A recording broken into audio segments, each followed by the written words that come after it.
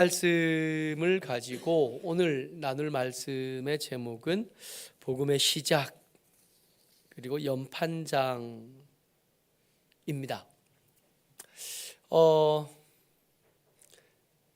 너무 익숙한 억구이고 너무 익숙하게 듣고 나누던 말씀이라 우리는 아무 생각 없이 1절을 이렇게 읽어갑니다. 1절 어떻게 시작했냐면 이렇게 시작했어요. 하나님의 아들 예수 그리스도의 복음의 시작이라. 근데 우리가 이 말씀을 읽을 때의 느낌이랑 이 마가가 이 글을 쓰고 이 글을 처음 읽었던 사람들의 느낌은 하나도 같지 않습니다. 우리는 전혀 실감하지 못하는 무게가 1절에 담겼어요. 예수 그리스도를 하나님의 아들이라고 하는 것에 대해서 우리는 이견이 없잖아요. 안 믿는 사람들, 세상 밖에 있는 사람들, 교회 밖에 있는 사람들도 우리가 하도 예수님이 하나님의 아들이라 그래서 믿든 안 믿든 뭐 그런가 보다 그런 줄 아는 거거든요. 근데 이 마가복음의 첫 번째 독자들은 이게 그냥 읽혀지지는 않습니다. 이 마가복음의 첫 번째 독자들이 누구냐 하면 로마에 사는 이방인 성도들입니다. 로마에 산다고요. 로마에 누가 있어요? 황제가 있죠. 이 황제가 자기를 뭐라고 생각하냐 하면 나는 신의 아들이다 라고 생각하는 거예요. 신의 아들이라 그러니까 별로 느낌이 없나요? 나는 하나님의 아들이다 라고 말하고 다닌다고요. 나는 하나님의 아들이기 때문에 너희하고 좀 달라. 내가 하나님의 아들이기 때문에 너희를 다스리는 것은 합법적이다. 내가 하나님의 아들이기 때문에 내가 이런 일을 하든 저런 일을 하든 그것은 나의 신격과 관계된 것이기 때문에 이것에 대해서 누가 시비를 걸거나 이것에 대해서 누가 감히 도전하는 것은 불가능하다. 나는 사람이 아니라 하나님의 아들이다. 황제가 그러고 다닌다고요. 황제가 로마에 있는 황제가 자기를 신의 아들이라고 말하는 동네에서 핍박받는 변방의 몇 명 사람들에게 예수 그리스도의 복음이 읽혀지는 겁니다. 근데 그 시작을 어떻게 했냐면 하나님의 아들 예수 그리스도의 복음의 시작이다. 무슨 뜻이에요? 황제가 말하는 복음이 가짜이든지 지금부터 내가 이야기하는 복음이 가짜이든지 둘 중에 하나만 진짜다. 그러니까 이것은 혁명과 관계가 있습니다. 그저 그냥 아멘 그러고 이제 그 다음 말에 궁금한 게 아니라 이 첫 절부터가 비장하고 장엄한 거예요. 이게 황제가 자기를 신이라고 말하게 된 데는 자기를 신의 아들이라고 말하게 되는 데는 역사적인 몇 가지 일들이 있었습니다. 이 동상의 주인공이 누구냐 하면 율리우스 카이사르 열심히 외웠는데 이 사람이 시저예요. 시저. 요즘에는 발음을 카이사르라고 하긴 한데 카이사르를 이게 원래 저 사람 이름이에요. 원래 저 사람 이름인데 독일에서는 카이저 그리고 황제라는 뜻으로 이 사람의 이름을 그냥 명사로 봤습니다. 이 사람이 갈리아를 정복했던 위대한 전략가, 문장가, 로마 원로원에서 삼두 정치를 끝내고 홀로 독재관에 임명되었던 사람, 클레오파트라의 연인이기도 했던 사람.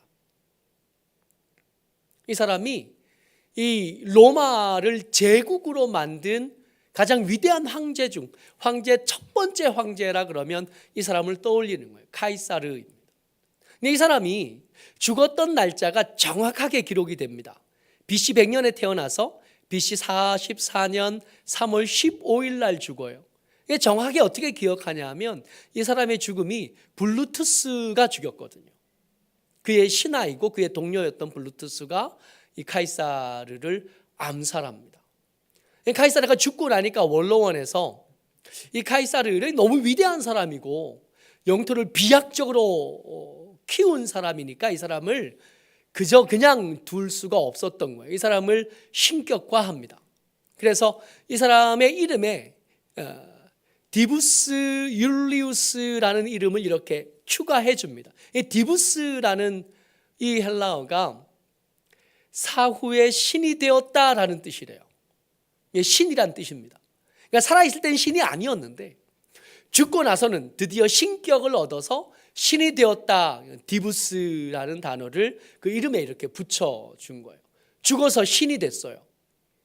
이 사람의 다음 황제가 된 사람은 자연스럽게 신의 아들이 된 거잖아요. 감히 로마에서도 저기들도 조심스러웠나 봐요. 그러니까 죽은 사람이 신이 된다고 말하는 건 뭐 이렇게 용납이 되는데 살아있는데 자기가 신이다 그러는 것은 좀 꺼려 했었나 봅니다. 그래서 황제를 신이라고 부르긴 조금 조심스러우니까 이 사람을 신의 아들이라고 부르자 그랬대요. 카이사르의 후계자가 그의 양자였던 옥타비아누스이거든요. 이 옥타비아누스는 우리 성경에 등장해요. 얼마 전에 성탄절 지나면서 제국의 모든 신문은 가서 호적하라는 명령을 내렸던 사람. 누가복음 2장에 등장하는 가이사 아구스도가 이 옥타비아누스가 성경에 등장할 때의 이름입니다. 이 사람의 정식 명칭이에요. 이 옥타비아누스의 정식 명칭이 뭐냐면 이름이 좀 이게 직책 이름이 다 붙어 있어서 그래요. 임페라토르 카이사르 디비 필리우스 아우구스투스, 이게 이 황제의 정식 명칭입니다. 저기에 디비 필리우스요. 디비요. 디비. 아까 카이사르는 디부스 그랬잖아요. 죽어서 신이 됐다. 디부스. 근데 아직 신이 되지 못했지만 이 사람은 신의 아들이다. 그러니까 그때 이 로마를 다스리는 황제는 자기를 공식적으로 죽어서 신이 된 사람들의 후계자, 죽어서 신이 된 사람들의 아들, 내가 너희들에게 평화를 가지고 오고 내가 너희들에게 부유함을 가져다 주고 내가 너희들에게 세상에서 가장 강력한 나라의 시민으로서 내가 만들어준 황제의 복음인 겁니다. 그러던 세상이 로마인 거예요. 그 로마의 몇몇 사람들이 예수를 믿은 겁니다.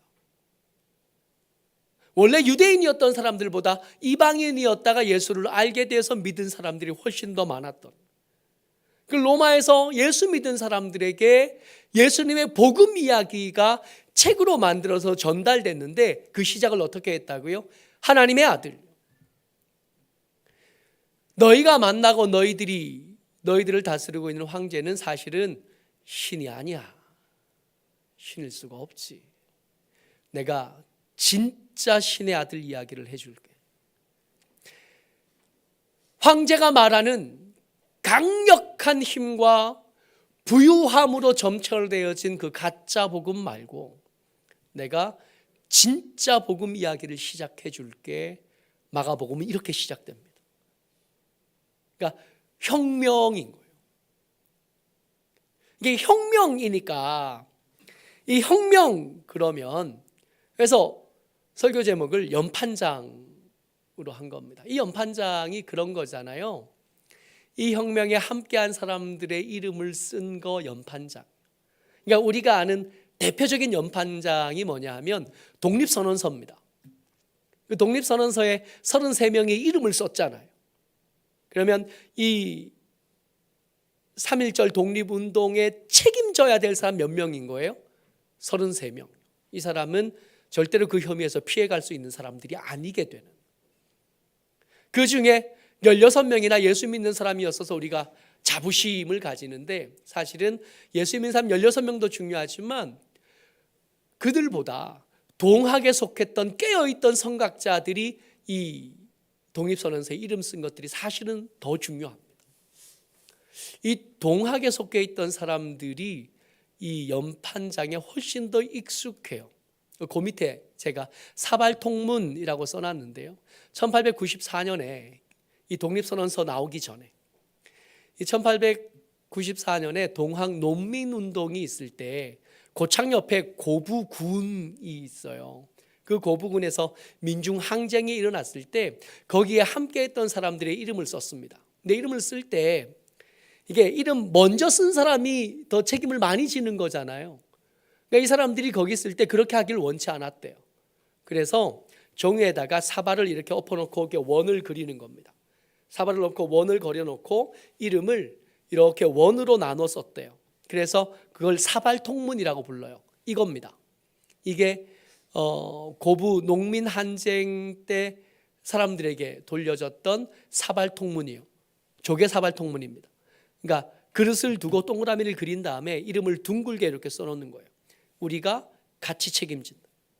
우리에게 우열은 없고 우리 모두가 같이 중요한 사람이고 우리 모두가 같이 이 일에 책임이 있다. 잡혀가도 누가 더 주모자냐 모르는 거예요. 다 주모자가 되는 사발통문입니다.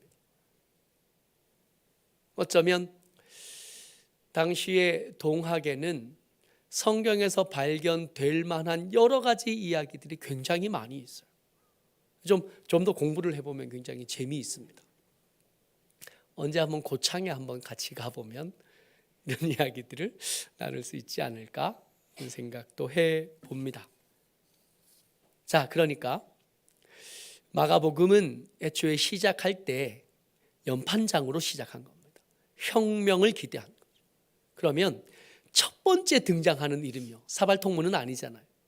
첫 번째 등장하는 이름에 무게감이 생기는 거예요. 무슨 일이 생길 때 이 사람에게 책임을 물을 수 있고 어떤 일이 생겼을 때 제일 먼저 가서 두들겨 맞을 사람, 제일 먼저 가서 현장에 이슬이 될 사람들이 순서대로 이렇게 기록되어지는 겁니다. 첫 번째 기록된 사람이 누구냐 하면 세례 요한인 거죠.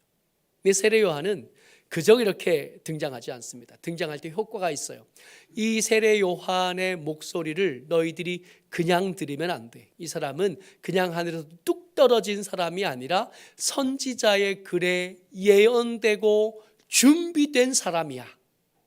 이 사람의 등장에 무게를 더 실어주는 거죠.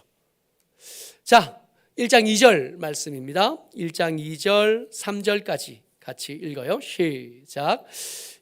선지자 이사야의 글에 보라, 내가 내 사자를 내 앞에 보내노니 그가 내 길을 준비하리라. 광야에 외치는 자의 소리가 있어 이르되 너희는 주의 길을 준비하라. 그의 오실 길을 곧게 하라. 기록된 것과 같이. 아이고, 저거 3절인데. 자, 2절에 등장하는 것은 말라기 3장 1절 말씀이에요. 선지자 이사야의 글에라고 되어 있지만 2절에 등장한 건 말라기 3장 1절 말씀이고 3절에 등장하는 말씀은 이사야 40장 3절 말씀입니다. 뭐라 그랬냐 하면 메시아가 오시기 전에 사자가 그 앞에서 준비하는 자가 먼저 나타날 거다. 예고된 사람이라는 거죠. 3절에 보면 광야에 외치는 자의 소리가 있을 거다. 그 소리가 메시아의 길을 준비하게 될 텐데 그가 누구라고요? 연판장에 처음 이름을 올린 사람 세례 요한이라는 겁니다. 세례 요한의 역할이 그거예요. 메시아의 사자로서, 메시아의 대사로서 역할을 하게 될 거고 세례 요한은 메시아의 미리 앞서 도착하는 소식들을 사람들에게 알리고 그를 합당한 예우로 맞을 수 있도록 준비시키는 사람이라 광야에서 외치는 자의 소리라고 불리게 될 거다. 세례 요한이 그 사람이다라는 거예요. 그래서 이 세례 요한의 이야기를 우리가 잘 들으면 앞으로 등장하게 될 혁명의 주인공 예수를 더 잘 만날 수 있게 될 겁니다. 오늘은 이 세례 요한의 메시지 두 가지를 들을 텐데 그 첫 번째 이야기가 뭐냐 하면 너희 길이 잘못되었다. 이방인 신자들, 게다가 로마에 사는 황제의 치하에서, 황제의 최측근에서 살아가는 사람들에게 하나님의 목소리, 광야에서 외치는 자의 소리가 들립니다. 너희 길이 틀렸다. 그래서 혁명이 필요한 겁니다. 4절, 5절 말씀 같이 읽습니다. 시작. 세례 요한이 광야에 이르러 죄 사함을 받게 하는 회개의 세례를 전파하니 온 유대 지방과 예루살렘 사람이 다 나아가 자기 죄를 자복하고 요단강에서 그에게 세례를 받더라. 아멘. 세례 요한의 메시지가 그랬대요. 회개하라. 인정하라는 거예요. 잘못 살고 있었다는 걸. 황제가 말해주는 복음을 성실하게 믿고 따르면서 힘이 좀 더 있으면 인생이 성공한 거다고 말하던 것, 그것이 틀렸다고 인정해요. 황제가 말하는 대로 그의 신실한 신민이 되어서 부자 되고 돈 많이 버는 인생이 성공한 인생이라고 말하던 거, 생각하던 거, 그거 틀렸다고 인정해라. 이게 어느 정도로 틀린 거냐 하면 회개의 세례입니다. 세례잖아요. 우리가 세례를 베푸는 것을 보고 가르치고 우리가 증인으로 함께 설 때마다 그 세례의 이미지를 떠올리잖아요. 세례의 이미지 뭡니까? 물속에 담궈서 죽었다잖아요. 할 수만 있으면 우리도 침례를 하면 좋겠다는 생각을 때때로 합니다. 필리핀 단기 선교 갔다가 침례를 집례할 기회가 있어서 했는데요. 목사님이 그래요.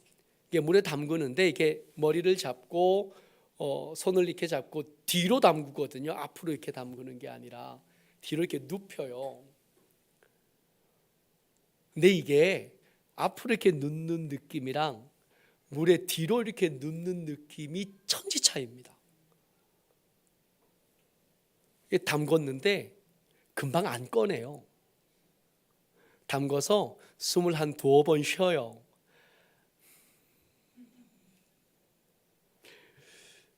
너무 긴데 싶을 때 이렇게 꺼내요. 이유가 있습니다.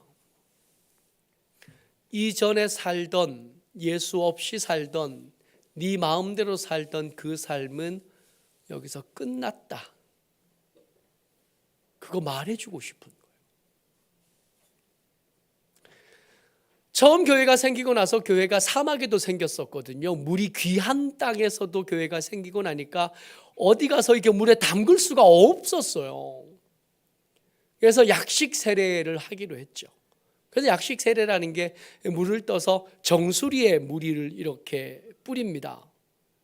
약식이긴 하지만 네 머리 꼭대기까지 물에 잠긴 거야. 이거 말해주고 싶은 겁니다. 이전의 삶은 예수 없이 살고 황제의 복음을 믿고 따라가면서 강해지면 성공한 인생이다. 부유해지면 성공한 인생이다. 그렇게 믿고 살던 나는 여기 죽었습니다. 그거 선언하고 선포하는 게 세례잖아요. 꺼내놓으면 이제 나는 예전에 살던 나는 여기서 죽었고 이제는 예수의 이름으로 사는 내가 여기서 다시 삽니다. 이게 세례를 통해서 우리가 가르치고 배우고 증인되어지는 일의 핵심이잖아요. 잘못됐습니다. 어느 정도 잘못됐냐 하면 죽을 만큼 잘못됐습니다. 이게 세례가 주는 메시지입니다. 세례 요한이 뭐 했냐면 이 사람들의 이전 삶을 그물에 담고 죽인 겁니다. 그리고 그전과 전혀 상관없이 단절된 예수와 함께 사는 삶을 시작하게 하는 게 회개의 세례. 이 세례의 핵심입니다. 잘못 살았습니다. 죽을 만큼 잘못 살았습니다. 죽을 만큼 잘못 살았는데 주의 긍휼과 은혜로 다시 살 기회를 얻었습니다. 이게 회개의 세례인 거예요. 혁명의 연판장에 첫 이름을 올린 이 세례 요한이 말하고 싶은 거예요. 잘못 살았다고 고백해라. 내 삶이 틀려 먹었다고 인정해라. 이게 첫 번째 메시지. 마가가 말하는 복음이 우리 가운데 들렸다면, 그리고 아멘했다면 우리 삶도 이전과는 다른 새로운 무언가가 시작돼야 돼. 세례 요한의 두 번째 메시지가 이겁니다. 너희들이 볼 때 내가 지금 낙타 털옷을 입고 있고, 내가 석청 먹고 메뚜기 잡아 먹고 살고, 내가 특별하게 더 경건한 삶을 살아서 너희들 앞에 보일 때 대단해 보일지는 모르겠지만 사실은 나는 주인공이 아니야. 나를 볼 게 아니라, 우리 중에 누구를 볼 게 아니라, 우리 중에 어떤 것들을 볼 게 아니라 내 뒤에 오실 메시아를 봐야 돼. 이게 세례 요한이 얘기한 두 번째 이야기입니다. 7절, 8절 같이 읽습니다. 시작.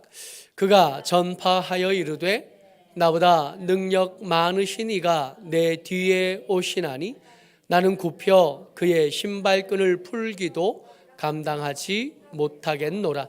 나는 너희에게 물로 세례를 베풀었거니와 그는 너희에게 성령으로 세례를 베푸시리라. 아멘. 앞에서 설교를 아무리 잘해도 그 사람은 주목해야 될 대상이 아닌 거죠. 끊임없이 엉뚱한 이야기들, 부끄럽게 하는 이야기들이 계속 들립니다. 교회 안에 그루밍 성범죄들이 끊임없이 계속되어지는 것을 봅니다. 뭐가 문제냐 하면 앞에 선 사람들 혹은 우리가 좋아하고 존경하는 누군가를 마치 하나님처럼 따르고 말도 안 되는 거예요. 애초에 글러먹었습니다. 그런 거 아니에요.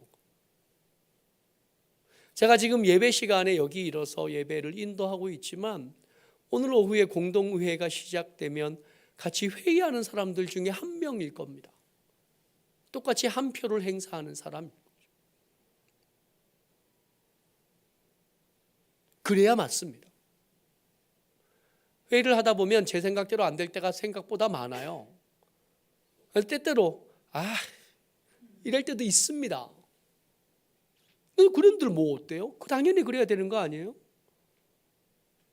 내 생각대로, 내 마음대로 그런 걸 하고 싶으면 여기 있으면 안 되지. 그럴 수 있는 자리도 아니고 그래야 되는 자리도 아닙니다.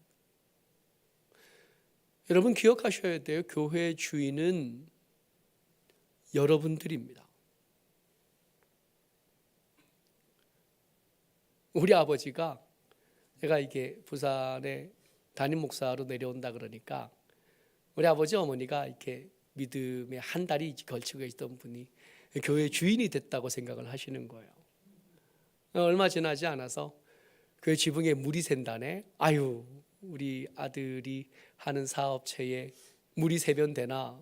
그동안 모았던 금부치들 다 팔아가지고 그때 한 700만 원쯤 됐을 거예요. 700만 원을 헌금하신 거예요. 깜짝 놀랐잖아요. 그래서 감사하다가 얼른 받았어요. 얼른 받아서 지붕을 한번 했어요. 한 1년, 2년쯤 지나더니 우리 아버지가 눈치를 챘어. 이게 우리 아들 게 아니구나.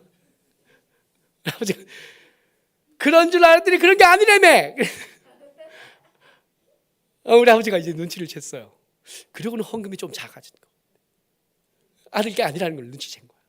계속 속였어야 되나?